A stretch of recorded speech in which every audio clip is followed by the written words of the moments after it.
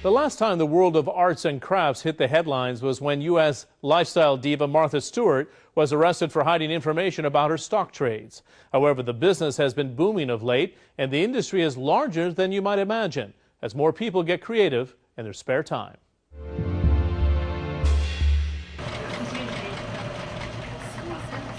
This sewing class might be small, but it's part of a larger trend.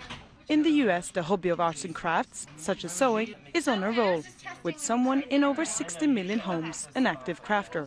The craft industry in the United States is $30 billion. And it's quite a sizable market, and quite a few people participate in crafting. It's pretty universal. One of the most popular crafts is sewing, with as many as 35 million Americans sewing on a regular basis, and around 1 million more added to the crafts each year. And while your grandmother probably used something like this, today's sewing machine is a technological wonder, costing from a couple of $100 up to $5,000. I've chosen my design, and so all I have to do is press a button and it's actually ready to go. And for complete beginners, as well as old hands, sewing classes are also pulling in punters. Most of the students who come, I would say, are in the ages of about 16 to maybe 35.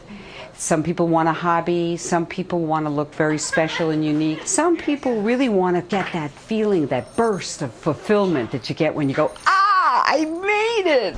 Okay, so this is my tote bag. I made it in just 2 classes. This is just like the best tote bag in the world. This is the t-shirt I made, and this is the skirt that I made, and together I have an outfit, and that's it.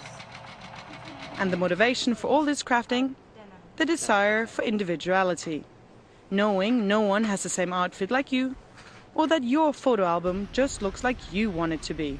Because another craft very much in vogue these days is scrapbooking.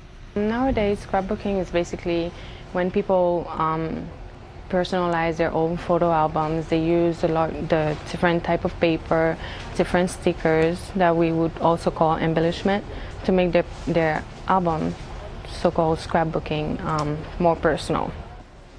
One of the reasons why scrapbooking has become so popular in the last few years is that today it's so easy to do it. All you need is your own photo, and then you can buy these already made embellishments and just glue them directly on the page. And voila, you have your own individual scrapbook. And with consumers happy to spend a couple of dollars on some stickers or on a nice sheet of paper, scrapbooking is a lucrative industry worth around $3 billion in the US alone. Anna Chang took her passion for scrapbooking and card making and turned it into a business. Well, I opened the store because I wanted to have a place where I could create my own art, and also a place for people to come and enjoy and show me what they do artistically as well. While it might sound like a dream to work with what you love, she warns it isn't easy to turn a hobby into your bread and butter.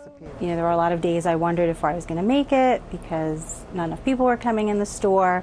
People would walk past, look in, have no idea what these little blocks of wood were, and you know, I would have to explain it to them.